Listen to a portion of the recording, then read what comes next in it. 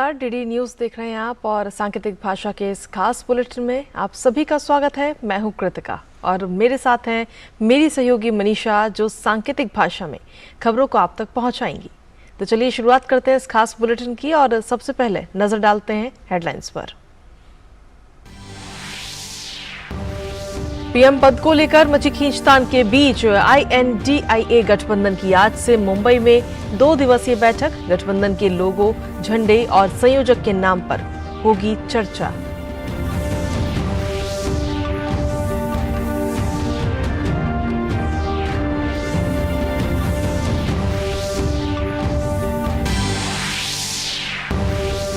महाराष्ट्र के सत्तारूढ़ राष्ट्रीय जनतांत्रिक गठबंधन की बैठक मुंबई में आज। एनडीए की बैठक में आगे की रणनीति पर होगी चर्चा।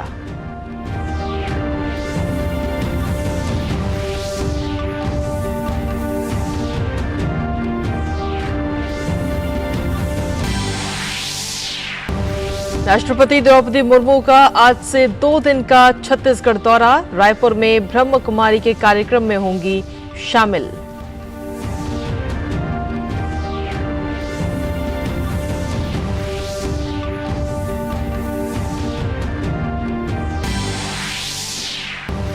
अमेरिका के फ्लोरिडा तट से टकराने के बाद तूफान इडालिया ने जॉर्जिया में दी दस्तक। जॉर्जिया में बाढ़ जैसे हालात, फ्लोरिडा में प्रभावित क्षेत्रों का आंकलन जारी।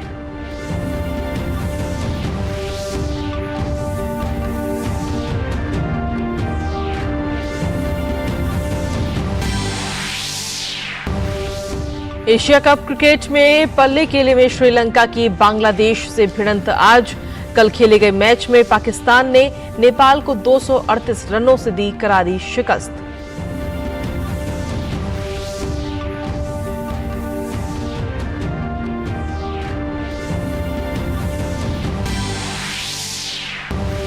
और साल के अंतिम ग्रैंड स्लैम यूएस ओपन में जोकोविच, इगा स्वांतेक और कोको गॉफ ने तीसरे दौर में किया प्रवेश। विश्व नंबर 5 खिलाड़ी सित्सिपास हारकर प्रतियोगिता से हुए बाहर।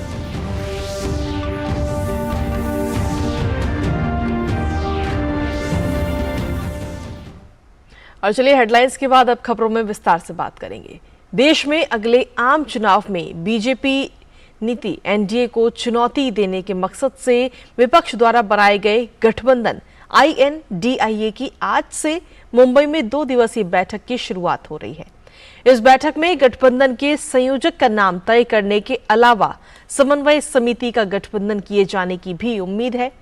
हालांकि प्रधानमंत्री पद के चेहरे पर संशय और खींचतान के बीच इस राजनीतिक गठबंधन के भविष्य पर गंभीर सवाल उठने लगे हैं। मुंबई बैठक से पहले ही विपक्षी गठबंधन में शामिल तमाम दलों में पीएम पद के लिए दावेदारी पेश करने की होड़ देखने को मिल रही है। कांग्रेस, जेडीयू और तृणमूल के बाद अब सपा, शिवसेना, यूबीटी और आम आदमी पार्टी ने भी पीएम पद के लिए दावेदारी कर दी है। इसको देखते हुए INDIA गठबंधन की आगे की डगर काफी कांटों भरी अभी से नजर आ रही है।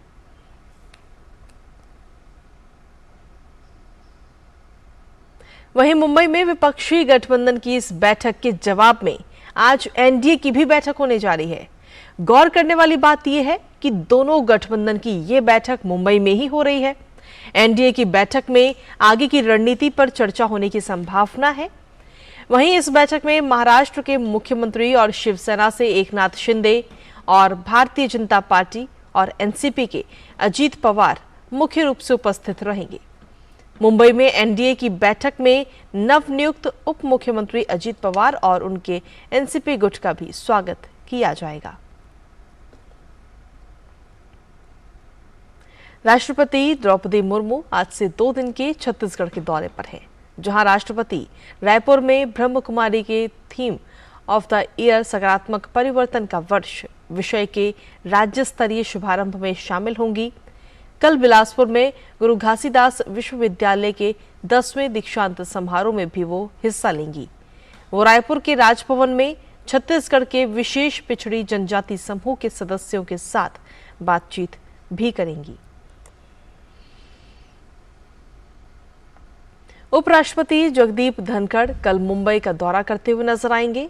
वो मझगांव डाक शिप बिल्डर्स लिमिटेड में बनाए जा रहे युद्धपोत महेंद्रगिरी के जलावतरण समारोह में मुख्य अतिथि होंगे। MDL द्वारा निर्मित महेंद्रगिरी चौथा युद्धपोत है और भारतीय नौसेना की परियोजना 17A के तहत 7वां स्टील्थ फ्रिगेट है। अपनी यात्रा के दौरान उपराष्ट्रपति मझगांव डाक शिप बिल्डर्स लिमिटेड के विरासत संग्रहालय धरोहर का भी दौरा करेंगे।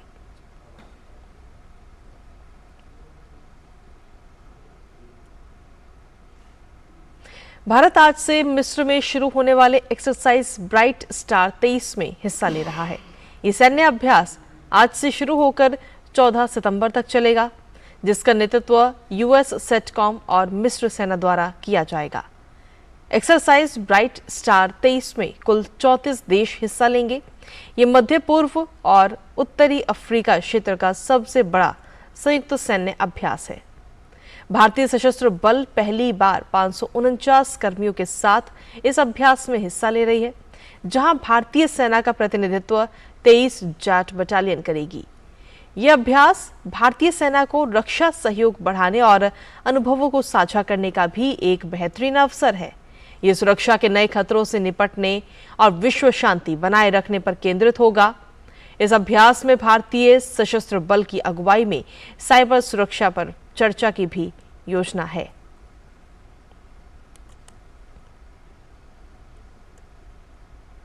पूरी दुनिया में आर्टिफिशियल इंटेलिजेंस का चलन इस वक्त तेजी से बढ़ रहा है और आने वाले समय में भारत भी आर्टिफिशियल इंटेलिजेंस के क्षेत्र में प्रमुख भूमिका निभाएगा। वहीं भारत में पहला ग्लोबल इंडिया AI 2023 सम्मेलन का आयोजन अक्टूबर महीने में किया जाएगा। इस सम्मेलन में दुनिया भर के निवेशक, स्टार्टअप और शोधकर्ता हिस्सा लेंगे। केंद्रीय इलेक्ट्रॉनिक्स और IT राज्य मंत्री राजीव चंद्रशेखर ने ग्लोबल इंडिया AI 2023 संचालन समिति की अध्यक्षता की।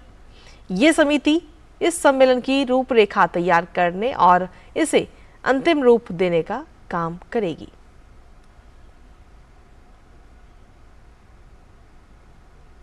बुलेटिन में वक्त एक छोटे से ब्रेक का हो चुका है। आप देखते रहिए DD न्यूज। होंगे बच्चे स्वस्थ भले भूलेगा बचपन, इन्हें पिलाओ मुगली घुट्टी 555। और ब्रेक के बाद एक बार फिर से स्वागत है आप सभी का। खबरों में आगे बढ़ते हैं। चांद के रहस्यों की खोज में प्रज्ञान रोवर लगातार जुटा हुआ है और इसरो ने कल 2 फोटो शेयर की। प्रज्ञान रोवर ने कल भारतीय समय अनुसार सुबह 11 बजे लगभग 15 मीटर की दूरी से विक्रम लैंडर की एक और फोटो भेजी है। अब बात अंतर्राष्ट्रीय खबर की। अमेरिका में फ्लोरिडा से टकराने के बाद तूफान इडालिया ने दक्षिण पूर्व जॉर्जिया में दस्तक दे दी है। इसके बाद वहां मूसलाधार बारिश हुई, जिससे वहां बाढ़ का खतरा पैदा हो गया है। अधिकारियों को पहले से डर था कि शक्तिशाली तूफान के कारण बिग बेंड क्षेत्र जलमग्न हो सकते हैं। फ्लोरिडा में अधिकारी अभी भी सबसे अधिक प्रभावित क्षेत्रों में क्षति का आकलन करने की कोशिश कर रहे हैं। दक्षिणी जॉर्जिया में पानी में फंसे निवासियों को बचाने का काम चल रहा है। क्षेत्र के वीडियो फुटेज और तस्वीरों में दिखाया गया है कि दोपहर के समय समुद्र का पानी राजमार्गों पर बह रहा था और आसपास के इलाकों में व्यापक बाढ़ से घिर गए।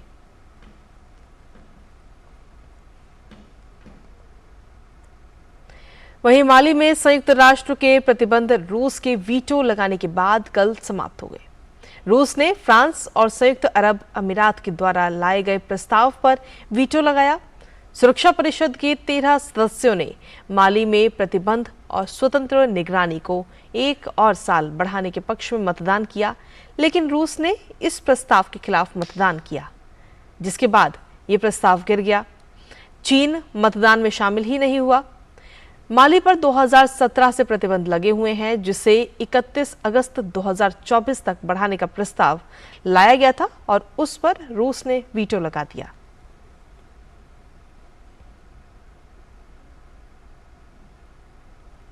गैबन में सेना ने सत्ता पर कब्जा करने के बाद जुंटा ने जनरल ब्रिस ओलीगुई को अपना नेता घोषित किया है।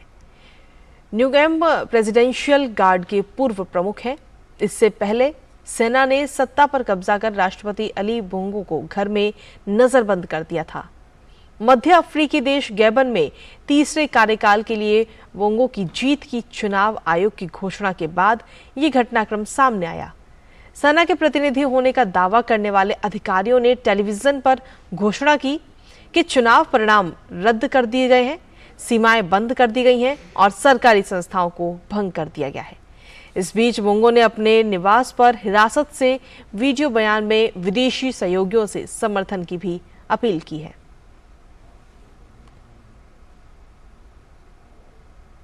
और अब बात खेलों की करते हैं।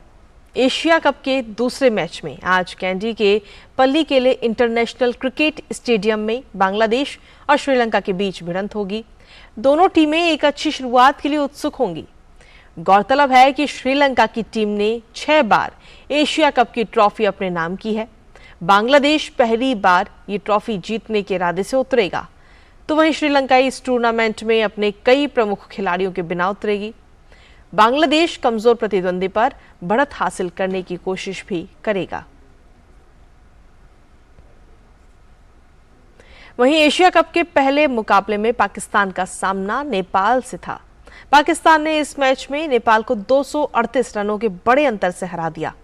पहले बल्लेबाजी करते हुए पाकिस्तान के कप्तान बाबर आजम और इफ्तिखार अहमद ने शतकीय पारी खेली और पाकिस्तान को 50 ओवर में 6 विकेट पर 342 रन के बड़े स्कोर तक पहुंचाया। बाबर 191 रन बनाकर आउट हुए, तो वहीं इफ्तिखार ने 109 रनों की नाबाद पारी खेली।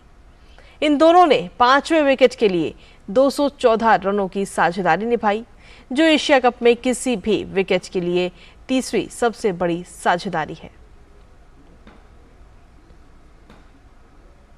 ऑस्ट्रेलिया क्रिकेट टीम ने डरबन में खेले गए T20 सीरीज के पहले मुकाबले में दक्षिण अफ्रीका को 111 रनों से हरा दिया। ऑस्ट्रेलिया ने इस मुकाबले को लगभग एक तरफा अंदाज में जीतते हुए सीरीज की शानदार शुरुआत की। ऑस्ट्रेलिया ने पहले खेलते हुए 20 ओवर में 226 रन बनाए थे।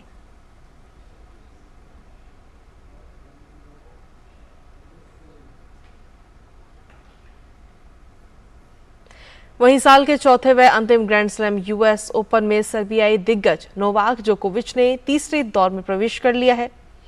पुरुष एकल वर्ग के दूसरे दौर में जोकोविच ने स्पेन के गैर वरीय खिलाड़ी को 6-4, 6-1, 6-1 से हराया। वहीं 5वीं वरीयता प्राप्त ग्रीस की स्टेफनोस सित्सिपास को यूएस ओपन की दूसरे दौर में उलटफेर का शिकार होना पड़ा। सित्सिपास को कनाडा के 128वीं वरीयता प्राप्त खिलाड़ी डोमिनिक स्टीफन स्ट्राइकर ने 5 सेट तक चले मुकाबले में 6-5, 6-7, 6-7, 7-6 और 6-3 से मात दी। देश के कई सारे हिस्सों में रक्षाबंधन का त्योहार आज भी मनाया जा रहा है। कई भागों में इसे कल मनाया गया। रक्षाबंधन की धूम पिछले कई दिनों से बाजारों में नजर आ रही है। रक्षाबंधन सावन माह की पूर्णिमा तिथि को मनाया जाता है और इसी के साथ पावन सावन माह का भी समापन आज हो रहा है।